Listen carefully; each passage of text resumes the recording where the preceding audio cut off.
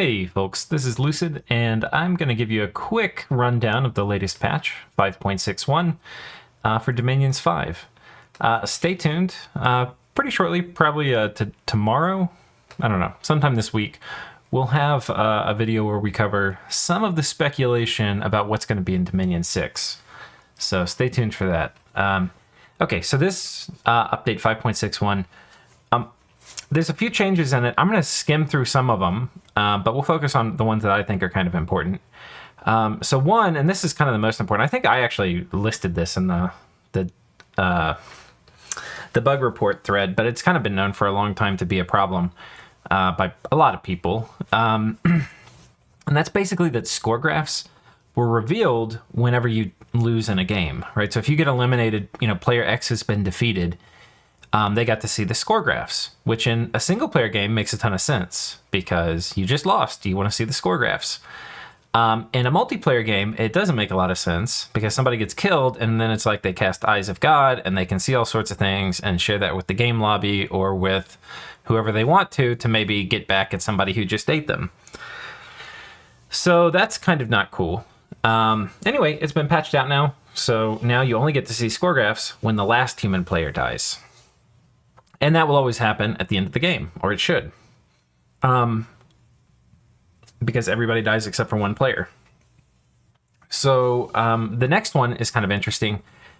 There were some pretty major bugs, or bugs, exploits, whatever we want to call them, for gym baiting. And I'm not going to show you all of them, but this came to my attention as we were casting the tournament finals. And upon further investigation, and then somebody else messaged me who is not in the finals and shared a few pretty intense ways to abuse the gym baiting. And I'll show you one of those here. Not all of these bugs have been fixed, so I'm not going to share all of them. So here we go. Okay, so this is a video that I think I sent to Illwinter, but I'm going to only show you part of it. There's a way that you could abuse the retreat mechanic. Basically, I believe if the way it works, or it did work, and this is why I'm showing it to you now, because it doesn't work this way anymore, is that if you had a mage retreating, or have like a ring of returning or something, it would subtract 2 from their path, and that would make it so that kind of how the calculations all added up, how much power is present for duty. Like a 2-path mage that's set to retreat doesn't really have any power.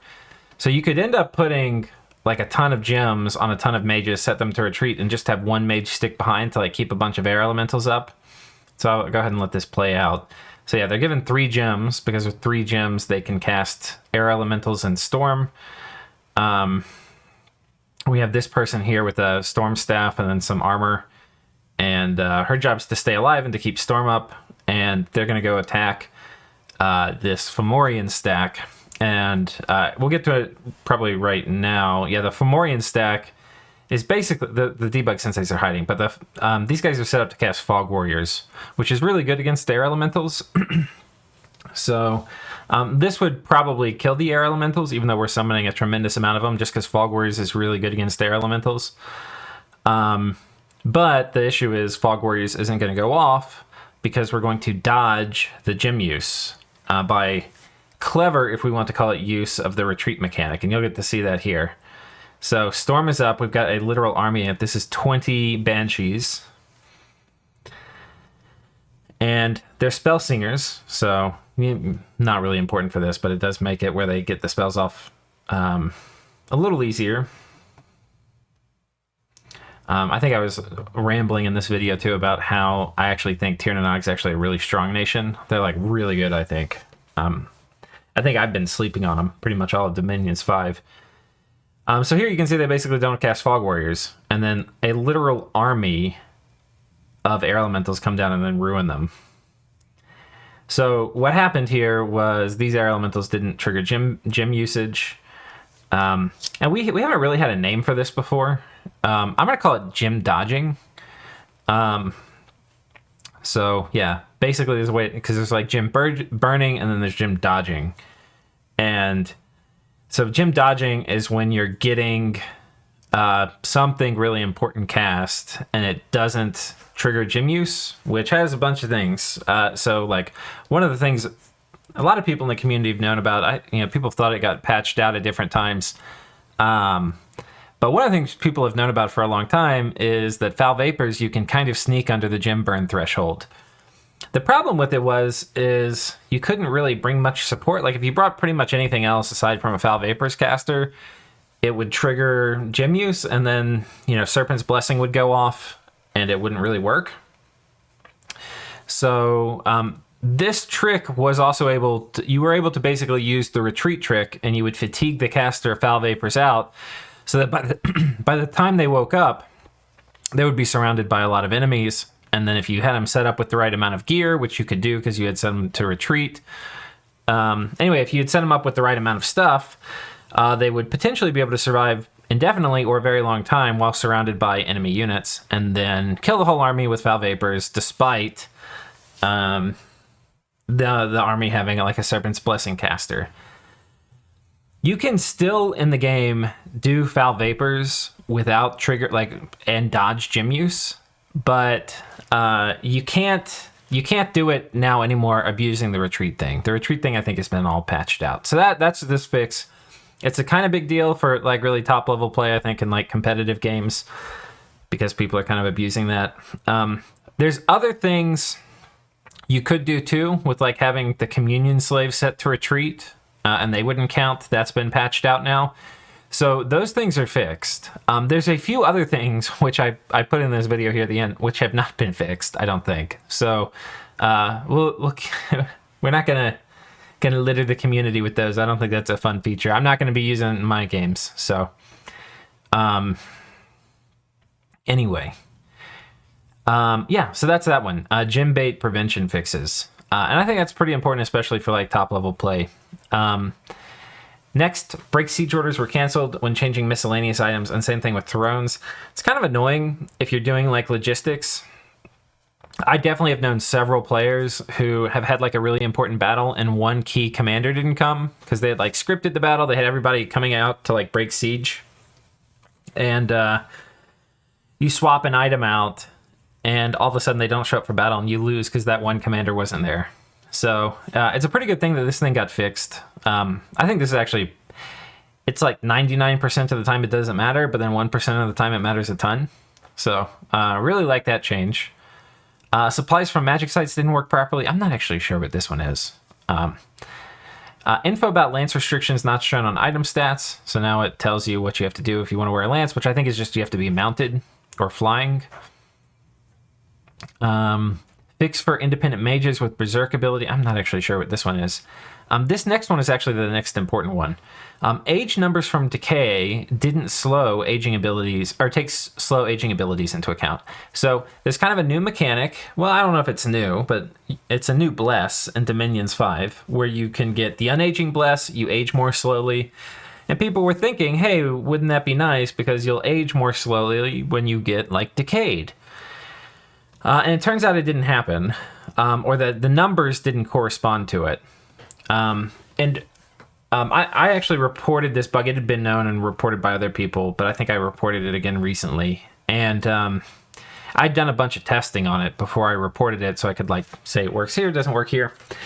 So how it did work was it used to, like if you were quickened, you would age more quickly, right? Because quickness increases the rate of aging. But if you had unaging and you aged more slowly, the numbers it would show would be the same, like 5, 5, 5 aging ticks that you would get from decay. The other thing that was really weird, and I can't confirm this part has been changed, but I think it has, is that you had a chance every turn. So I don't know the net there's some details about this I'm not totally clear on, but the net effect, if you got hit with unaging bless on your sacreds by Wind of Death, you would get, basically, and they were human, they would die.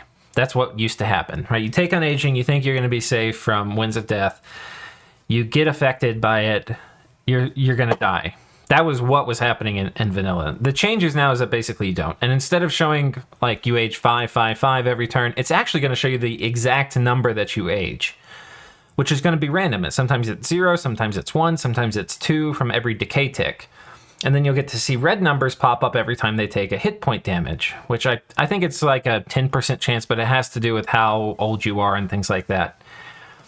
What I noticed is that you don't really lose many sacreds with unaging, like human sacreds, from being hit by Winds of Death. You might lose like 10%. They're still going to accumulate a decent number of years, but they're probably not going to die. So this is actually a pretty important change. You can now do strategies where you're going to plan on Wind of Deathing the enemy army and yours if you have unaging in your bless. It could be good. It could be good. You're still going to have some friendly fire, though I think the friendly fire, if you have regen and unaging, which you can't really have like as part of your bless, but you could cast mass regen. I think if you have that, you can survive probably a couple Wind of Death casts, because you're going to get a decent amount of age, but you're probably going to... I think you can probably survive 2 Winds of Death casts with a Sacred, if they have mass regen on, because they won't hit max age, I don't think, until the second or third time, and they're not going to be taking too much hit point damage before then, and the regen will take care of that. So yeah, if you have mass regen, human sacreds with unaging, you should not take any losses. So kind of cool things. Number of mountains shown in map editor statistics. So that's nice. If you're doing a map, you get to see how many mountains there are.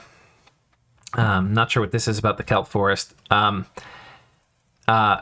fix for magic shields sting damaged on commanders. I tried to look through the Steam forums to figure out where this bug came from. I couldn't actually figure it out, but I'm guessing that if you got a magic shield damaged, like for example, Ulm, like middle-aged Ulm, one thing people don't know is a lot of their armor and stuff is magic, and their shields are magic.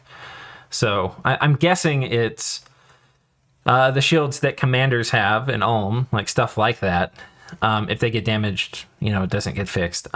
For items and stuff, if they break, like if you're wearing a vine shield and it breaks, it's gone. Like the item is gone. I don't think that changed, but I could be wrong. Somebody can put in the comments. This is a kind of interesting one. Stygian Paths didn't initiate a magic phase battle, so it would magic phase move your troops, but unless there was something else triggering a magic phase battle, there wouldn't be one.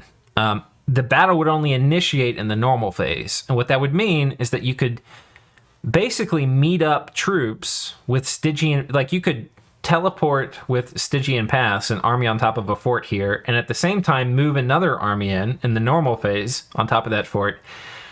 And normally you'd expect a magic phase battle followed by potentially, another battle as your army moved in the normal phase. Well, now there's just a single battle in the normal phase, unless there's another spell that would set the flag up to say, hey, check for a magic phase battle here. So anyway, that's been fixed.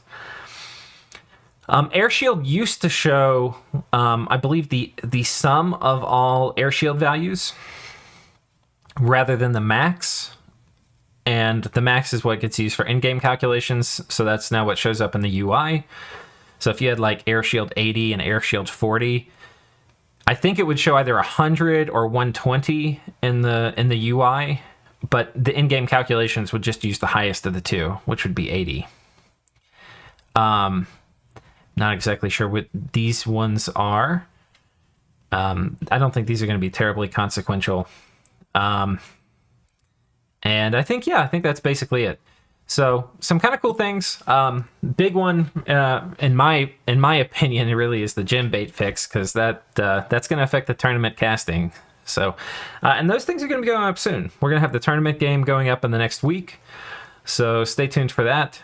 And in the next day or so, keep your eyes peeled for the video summarizing some of the Dominion 6 features that we know so far. So see you guys then. Take care.